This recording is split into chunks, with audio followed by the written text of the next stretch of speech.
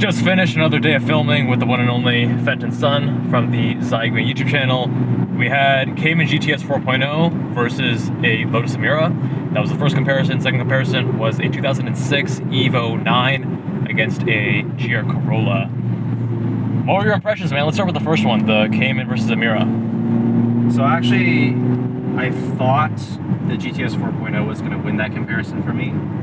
So I was pleasantly surprised with the Emira. I think being an Emira owner, you would be happy about that. But I think because we've driven this particular Emira before, and the owner Dan previously had like some lower grip tires. He had some like shittier brake pads, and I think that also because the road was unfamiliar at that time. But this time he switched to Cup 2s, OEM brake pads, and the car just like honestly came alive. And Cup 2 is the OEM tire compound for that car. Right. He just like had downgraded into something else. But the steering feel was just so much better this time. The tires completely transformed the steering back to where they should be. But then also the buckets, right? The carbon buckets. Oh, I forgot about that. Yeah, he had the Tillet full carbon buckets. Like with no padding. No padding. But still, they were so comfortable. Yeah. And they let you sit lower because the stock seats have you a little bit higher than you want, and you got even more communication from the chassis. It just... Yeah, for sure. That's one thing I pointed out too. Like, not only is the steering talking more because of the tire change, but also you feel more through the chassis, and I think that's partly because of the tires, but also partly because the seat there's so much less insulation between you and what the car's doing. Exactly. And then how did the Cayman GTS 4.0 compare for you? Because I was considering buying either one. I was on the fence, which one do I choose? And after today, it's way clearer to me. But driving them back to back, I thought it was a stark difference. What did you think? Yeah, because I'm really familiar with the GTS 4.0. I've driven so many at this point, and so many Porsches in general. That's a car that I can just hop into and start pushing it and feel comfortable. No learning curve. The throttle response is exactly always what I expect it to be. The brake modulation is super like easy and linear. Everything's so easy, but the Emira has more of a learning curve. And I would say like the first 5 minutes I drove it today, I was kind of being clunky with the shifter, like the downshifts weren't perfectly rev matched. The brakes felt really grabby. After 5 minutes, I was like, this might be a clear-cut victory for the Cayman. But once you get warmed up to the Emira, I think it's more rewarding because the shifter is more mechanical. The steering is night and day difference, way more talkative, way more information. And one thing I was surprised about is the suspension of the Emira with the sport suspension, which is the higher spring rate option from the factory. Even though it's non-adaptive dampers, the way it's tuned for a bumpy road is exactly what I would want. Like, it doesn't need a softer or firmer setting. Whereas in the Cayman with PASM, in the softer setting it felt too soft, the responses were dulled. In the stiffer setting it felt slightly overdamped, and I wish there was a middle setting, but the Emira just gets it right, just from the factory.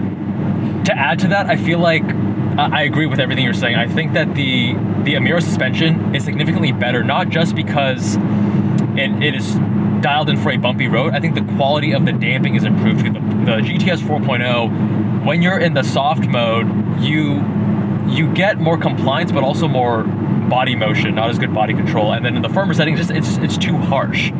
I think that the way that the Emira I think that Lotus in general has always had excellent suspension, even with the Evora GTs and such that we've reviewed previously. They always have really, really excellent high quality suspension. I wonder how much of that is also due to the double wishbone just being inherently more compliant. And yeah, because grip. When it comes to McPherson strut versus double wishbone, the double wishbone, you need to overcome the friction in a McPherson strut because it is load bearing as well. Whereas in the double wishbone, the suspension can do all the work and you don't have to overcome that initial friction. So that also does give you a better ride quality. Mazda talks about this with why they did double wishbone in the CX-90 for the same reason. You get that better ride quality as a result. Now, going back to the inputs, as an owner, I was able to hop into both, and they both felt very natural. But I agree with you that the Porsche has a slight edge. I'm trying to think as someone who has hopped into many cars over the years. The Porsche, with just about any modern Porsche, you hop in, inputs are very, very natural. And With the Lotus, I didn't feel a learning curve, but I also own one. Granted, I don't even drive it every week because I travel so often and whatever else. But I think that the Emira's transmission it's frustrating but satisfying to use, because it's frustrating because it has these quirks that you have to work around. Sometimes it can fight you getting into gear. Sometimes it, even getting into neutral, like you were pointing out, it doesn't feel as centering. crisp. Yeah, the centering force of neutral is not as strong as it needs to be. Like sometimes I feel like it actually would rather be in fourth when I'm just trying to park it. Yeah, it's a little bit ambiguous. It's not as clear cut, that delineation. And the steering, I think, doesn't have any learning curve. I think the steering ratio is right on point. I think the feedback is excellent. The inputs, I feel like the brakes are very communicative. In both cars, they're actually great brakes. I agree, though, it is more grabby, and as you push into the pedal, it can, if you're not used to it, you can brake harder than you initially want. Yes. Whereas the Porsche feels more natural. But this Porsche, what I noticed is most modern Porsches, even GTS 4.0s, other ones that we've driven, have more firmness at the beginning of the brake pedal. This one's a little softer. This one was more like the Emira, where it was more gradual, softer initiation, which is fine. I think it's easier to then modulate early braking by doing so. Yeah. I think for like just to summarize my thoughts of the two, the Cayman, it's so technically competent and brilliant, but everything about it, like whether you're just talking about the interior, the exterior styling, obviously like all the things about the driving dynamics that we discussed, it doesn't feel that special. Which is a trade-off, because a less special car is easier to daily drive. It's easier to be comfortable with. It's easier just, if you want to drive it both on the weekends and to and from work, I get that. The Emira doesn't have a frunk, as an example. Yeah. The Cayman has more practicality. But yeah, one thing I noticed immediately when I hopped out of the GTS 4.0 into the Emira is I could notice a bit more road noise right away. Not to say that the Cayman's a quiet car either, but it's just a little bit less refined. Obviously, the interior build quality is also not as good, although it is improved over the Evora. And so, like, all of those initial impressions during the first 5 minutes of the drive, I was like, I think I know where this is going. But then as I got warmed up to it, obviously we turned the cameras on, started driving harder. All of those quirks with like the throttle response and the brake grabbiness and whatnot, all of that just disappeared. And I was just in driving heaven for like 15 Yeah, minutes. dude. I think at the price point of 100K, it punches way above its weight class in terms of the driver involvement and engagement and the experience, the specialness, because it's easy to get a car that can beat you up and give you that enjoyment behind the wheel, but to have a car that is comfortable, that you could theoretically daily drive, like you could totally daily drive the Emira, it is not harsh, punishing, etc., and have that engagement and that communication and that fun factor is so hard to get. Yeah. And it really does act like a baby supercar that way. Does it have the performance of a supercar? Absolutely not. The two are actually quite closely matched in terms of performance. On a track, I would actually expect the Cayman to perform better. Yeah, for sure. But the feeling it gets you on the street is very hard to find at that price point for a new modern vehicle. If you want to talk about old used cars, that's a whole other discussion. There is one last thing I want to point out before we move on to the other Comparo, is driving both of those cars in one of the lower second gear corners. What I noticed is that, and this is where I think the Cayman has a slight edge, and I think it's because of the weight distribution. On heavy throttle, mid to corner exit, the Cayman feels like it wants to steer from the rear. The Emira feels like it's limited by the front. Yeah, so the Emira has a 39-61 weight distribution, and the Cayman has a 45-55. So part of it is going to be your weight distribution. Part of it's the tuning as well. The Emira, you have to drive around the front, and kind of like a 911 in that way. Yeah. And I think that's a trade-off that some people will like, some people will not, because the Cayman is so good, it is so balanced. I agree, it is more willing to rotate and be neutral. Although I would say you can get the Emira to do the same, but you have to just be intentional about the weight distribution. Like you can totally, I get countersteer in mine frequently when I wanted to, but it will also give way to understeer if I'm not careful about the weight. Yeah. So the trade-off there, though, is that, as we all know, the Caymans can be a little bit clinical. That's the cliche term, because they can be a bit drama-free. You always get what you think you're going to get based on what you're doing with the inputs. Yeah, and the other way of thinking about it is that with 911s, I used to think that the Cayman mid-engine is the superior car. And then after driving more cars, I found that I prefer 911s because I think that they're more fun. Because with that rear engine, you have to drive around it. There's a little bit of that challenge. We tend to enjoy things. I go to the UK or Cape Town, South Africa, whatever, and I get a rental car. I'm driving stick on the opposite side of the road. Why is it so much more fun? Because there's a little bit of a challenge there. And then after 3-4 days, you're like, okay, this just feels like driving stick again. Yeah. Same thing with the Emira and a 911. When you have a little bit more challenge, a little bit more of this thing you need to work around, it can add to that engagement. On track, it might be frustrating, but on the street, I think it can add that extra spice and flavor. Yeah, I think that sums up the Emira for me. Is like it's a bit more challenging in every way. Hey, Fenton Street. Compared to the GTS 4.0, but that's also part of the appeal. But one last point, and I swear, then I'll be done with this topic.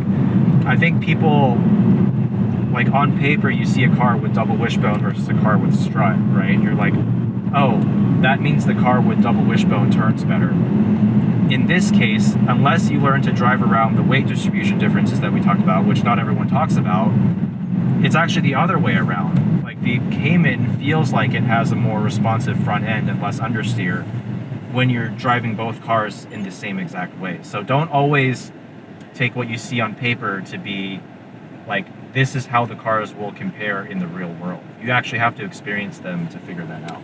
I think a lot of people, there's like two extremes. One extreme where people think that just the architecture of the suspension makes all the difference, and the other camp that says it doesn't matter at all, and Porsche engineering overcomes all limitations, which I've also seen in the comments sometimes. And neither is true. The truth is somewhere in the middle, because I would say that when you're not pushing them, I find that the front ends are both equally sharp, in my opinion. When you are pushing it, it's more that the weight distribution limitations of the Emira can rear their ugly head, and then you're having to deal with, hey, wait a second, I thought the double wishbone should handle this better. It's like, well, theoretically yes, but tuning, and then also if you have more than 60% in the rear, that's also going to change things.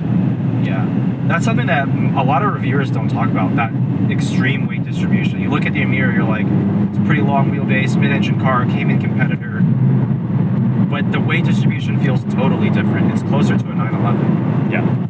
Okay, comparison 2 was the Evo 9 against the Corolla Core with the performance package. Yeah. What were your impressions there?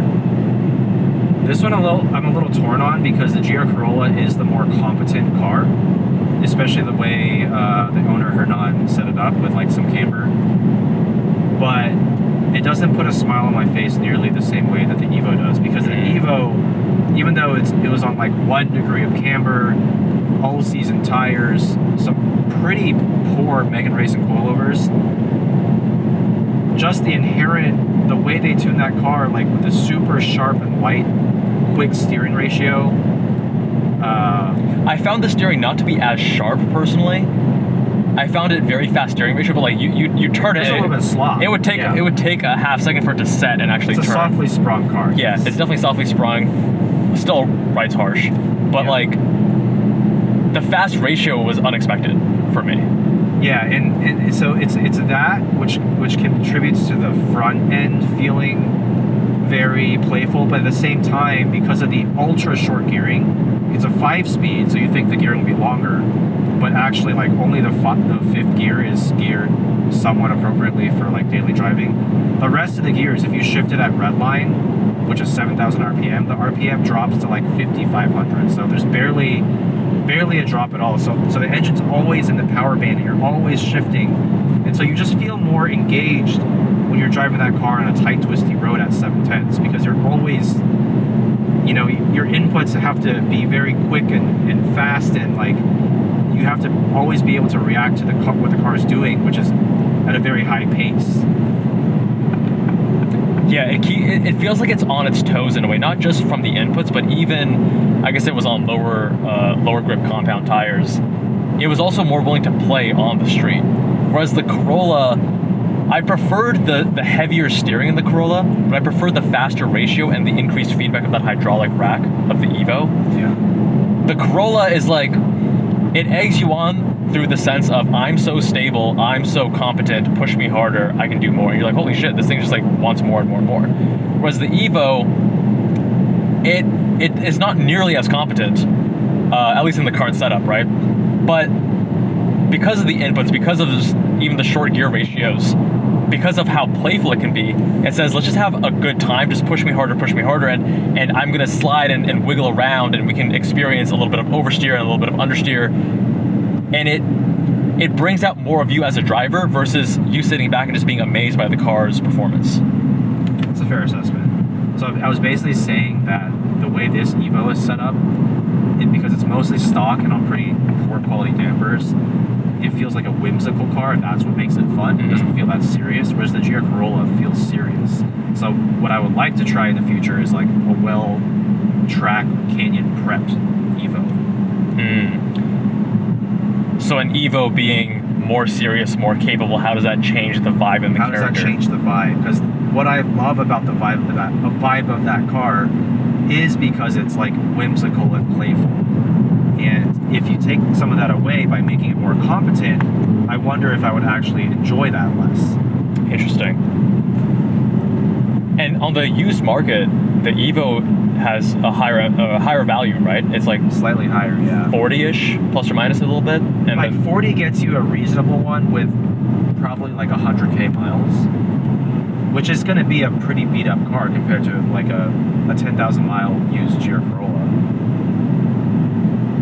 yeah, and then you get the warranty and all that stuff, but I feel like the character and the engagement of the Evo is so much more than the Corolla. But yeah, great point about seeing how a more serious setup Evo would compare. Right. So all four cars from today, I think were excellent. They're all, there's the right buyer for each one.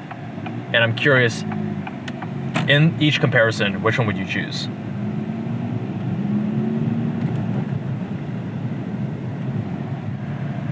For you, not the viewer. Oh, for me? Yeah. I was like, are you guys?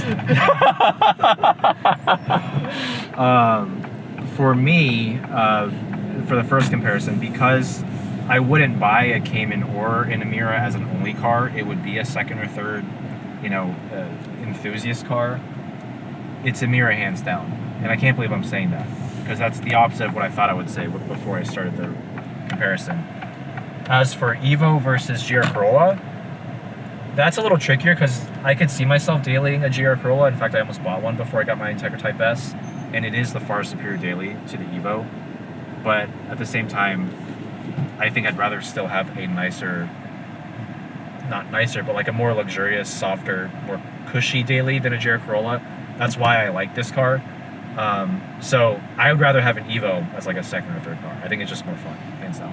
Yeah, I think what I'm hearing there is that it really comes down to the use case. As a primary car, you would probably choose Cayman over Emira and GR Corolla over Evo. But when it comes as a second car, the more emotional, engaging, and fun car to drive then wins, which would be Emira and Evo. Evo, in both cases. Exactly. Cool. All right, guys, let us know what you think with a comment down below. See you in that next one.